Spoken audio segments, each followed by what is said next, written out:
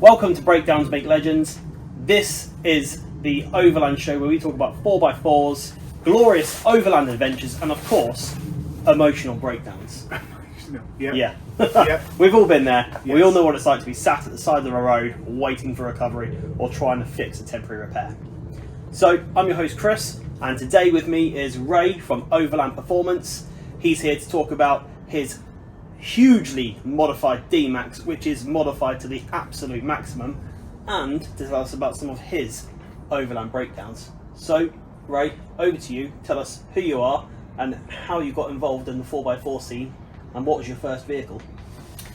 Well, my first vehicle was actually a BMW. Of all the things in this world, not an X3. An off-road one? An off-road one. Yeah, it's got to be off-road. This is the Breakdowns Make Legends show. It's got to be about off-roading and... Oh, you didn't want a life story? Okay. A life story? No, we're not interested in life. That's fine. So, my first off-road would have to be a 110 Defender I brought for 400 quid. So you started off Land Rover? Yeah, unfortunately, yeah. Unfortunately. There's a good thing. Land Rovers at the end of the day, they're amazing for what they do. But reliability is a little bit questionable.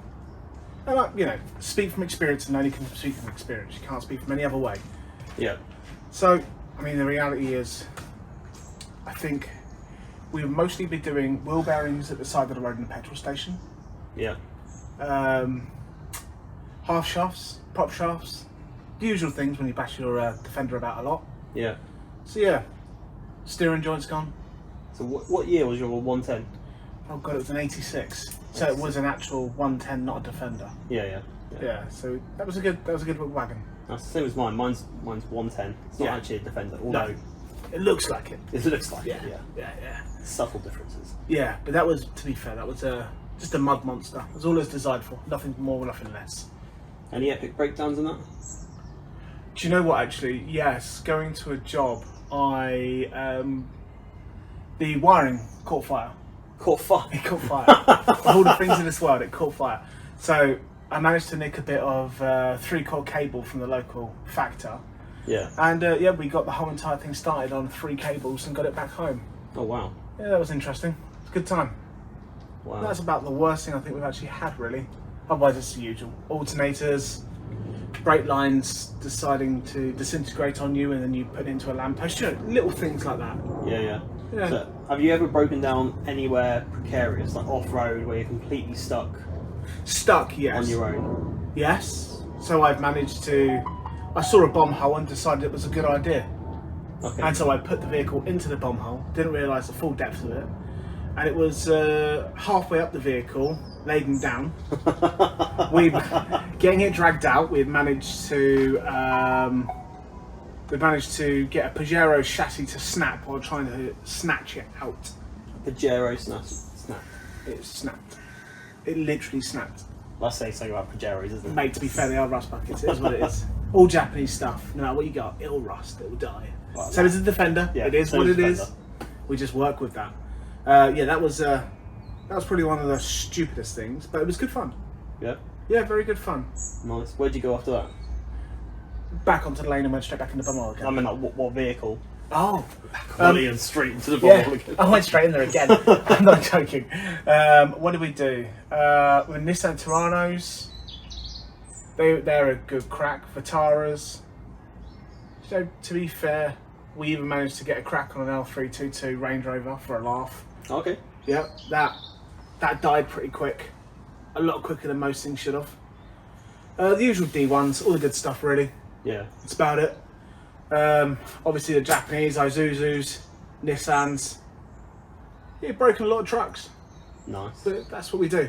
Nice. So you're into D-Maxes now. Yeah, I think Where's that start? Why did you decide to get an Isuzu D-Max? you got to look at it in the respect of what it is. So you have comfort when you're on the roads, Yeah. but you also have the a good standing off-road ability as well. Maybe not. It's not as good as a solid axle for obvious reasons, but it seems to do most of the things that it needs to do. And you're going to get those little moments where it blips, and you might throw a Chinese hub locker out, but it is what it is. That'll teach me fine Chinese ones and not ASINs. The same as what I put on it now just to get through this. Yeah. So I'm waiting for the ASINs to come from Oz, and then we'll be good to go again, I think. Oh, nice. Yeah. Nice. So where's your, like, where have you been overland in your D-Max or in any vehicle? What's your favourite place, would you say? I have to say our trip to the Arctic was definitely one of the better ones. Yeah. With a lot of hard graft, a lot of work, but I think that was definitely one of the better ones. The Alps last year was pretty good. Yeah. That was relaxing, which was quite nice. But otherwise, it's a fresh build. Okay. So we haven't really actually properly taken it off road besides billing. Yeah. Where it threw an alternator. Straight away. It basically saw the mud and it threw the alternator. Yeah. But it got me home. Yeah, that's the most important. It got me home still, so the power and the battery still did it. So happy days. And then changed it next day, job done. Works perfect. Happy days. So, what's Overland Performance about? Like, you obviously advertise yourself as that. I know you kit out overland vehicles, you personally, and now you started your truck, and you put stuff out on social media with Overland Performance, so everybody can follow that. But what do you do exactly with Overland Performance? What's your main bread and butter? So the main thing we do is really the mechanics on the trucks. We fit the Australian suspension systems, so we obviously know they're a lot better than UK-based systems, just because they're tested to their absolute nines and ends. Okay. So we fit a lot of the suspensions. We do a lot of Navara work, a lot of the D23 Navaras, mostly ECUs, coolers, all the good stuff that needs to be done. So we basically just keep your truck maintained and up to a decent level to be able to go and do your trips. Okay. Yep. So we'll pretty much fit everything that you supply. Yeah. And even if you have parts you've already got and they're not quite fit for your purpose, then we will modify those in the way that you request to get them done, so they're more fit for what you need when you're overlanding, rather than just what the company supply you and that's it. Fit and forget. And then looking at your truck, I'll put a snapshot in here, but you've completely cut the back of your truck off and built a proper, is it what they call a tray back? Ute tray? Ute canopy. Okay. So the idea of that really is I'm going to get a decent drop angle for them going down obstacles. Yeah. As well as going up, obviously. You're not going to hit your tow bar, you're not going to hit anything on the back. And really it's kind of like a self-contained system. So I can lift the pod off if I need to, so I can go and treat it as a tray back if I wanted to. Yeah. But the most important thing is it's a completely sealed down system. You're not going to get anything in there, and you can put it up for camping and however you wish for it to be done. And that's really the main thing. It's down to what you want as a person rather than, again, what somebody makes for you. Okay, please.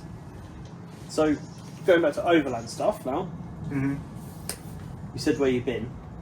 Where do you want to go? What's your most epic trip that you've got planned or coming or are planning? I think we need to do a west to east Australia, straight across the middle. In Australia? Australia. I think Australia's a good one. I just think, you know what? How often do you get the opportunity to stick the car in a container, send it over to us, pick it up, and go west? So you take your car as well? Yeah, I'll take that car, of course. Wow. It has to be done, doesn't it? That'd be insane. I think you should bring yours as well. I'd love to bring my car. Let's do I that. would love to get it there. Let's do it. But I've heard like stories of vehicles getting over there. They're pretty. Is it tight on? Yes. Cleaning and making sure you've got no dirt in there. Mostly lifts. Anything that's not really standard. They have a very strict rules on the vehicles. But I believe because we are imported, well, basically bring them in for a temporary license, that we are not as bound by those rules and regulations. So, 2-inch lift is all you're going to get. 1 inch higher on a tyre is all you're going to get. Yeah. As far as I'm aware, that's how it works. I mean, I will have to go and obviously double check that, but because we're bringing them into the country and we are going to be taking them back out, I believe the stringency of the rules are slightly different for us. Okay. I believe so. I will have to double check that. That'd be good. I mean, that would be absolutely epic. Absolutely. If they allow them over there. So with your car, mm-hmm. The main focus of the show is breakdowns. Mm-hmm. How soon after buying your current car did it break down? I mean, breakdowns is defined in which way? Because anything that's broken on the vehicle, whether it got you home or not. Well, I don't know, that's not really a breakdown though, is it? Because the second you get on the back of a lorry, that is defined as a breakdown. If the vehicle got you home, it's not a breakdown.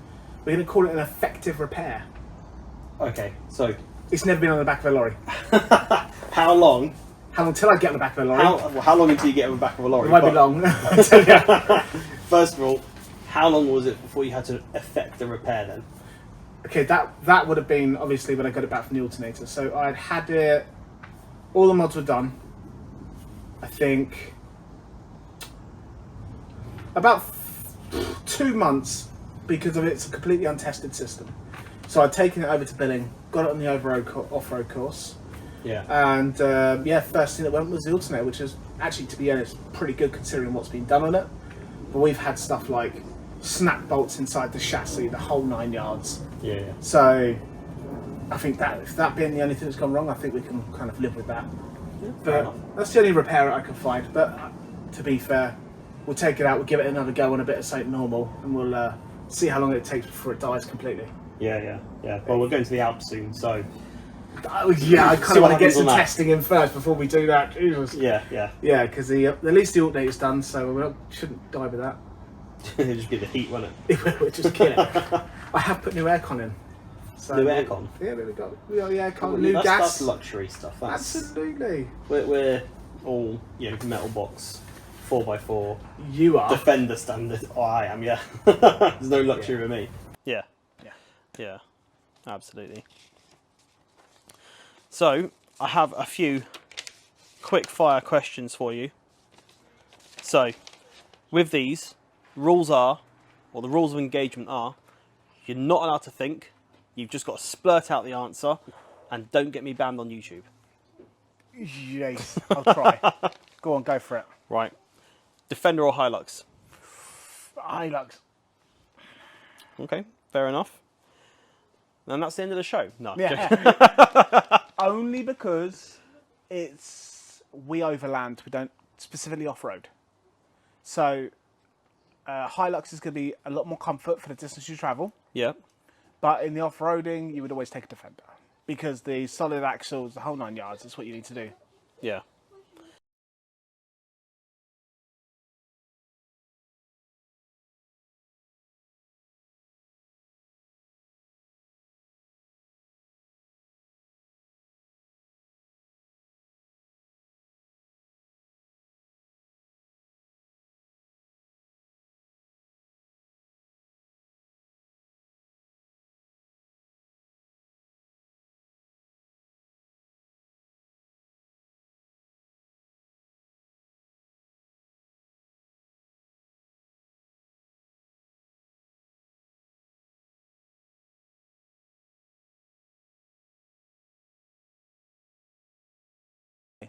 Nice. And I don't know how he didn't fall off and die.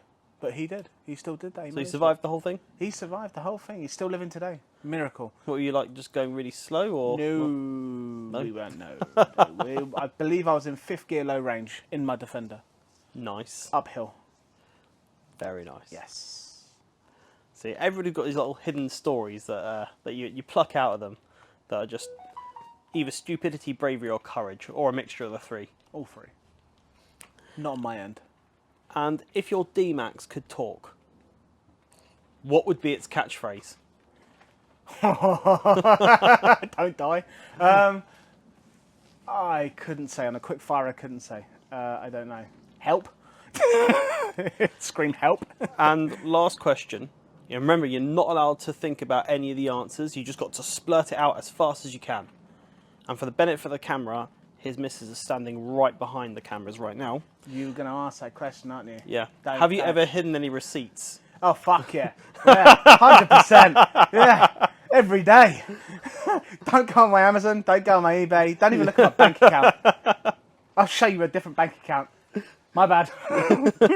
Yeah, I got it for free, I swear. They gave me a good discount. Honestly, baby, it was £5 plus. I wouldn't believe a word I say either. Brilliant. Cool. You're honest. You're honest. Anything. Yeah. Right.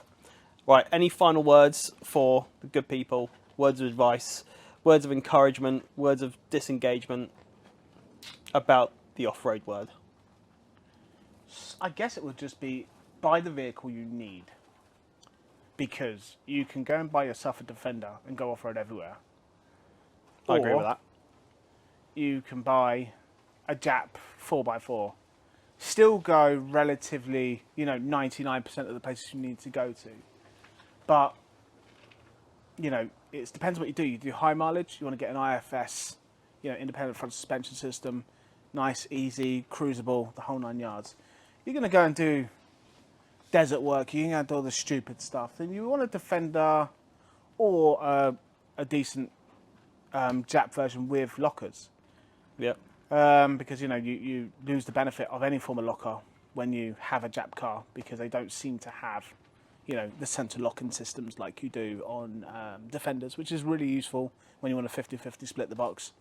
So I would definitely say think about what you want to do and then work with that. Don't just go and buy something because that looks good this day, because it may not be beneficial for you later. You might end up putting 20 grand into a truck and get absolutely nothing out of it. Yeah, well said.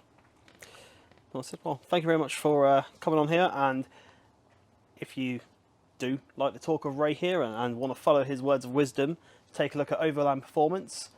He's all over social media. He's got YouTube, TikTok, Most Facebook. use TikTok, Facebook. Yeah. Just search for Overland Performance. Find them on there.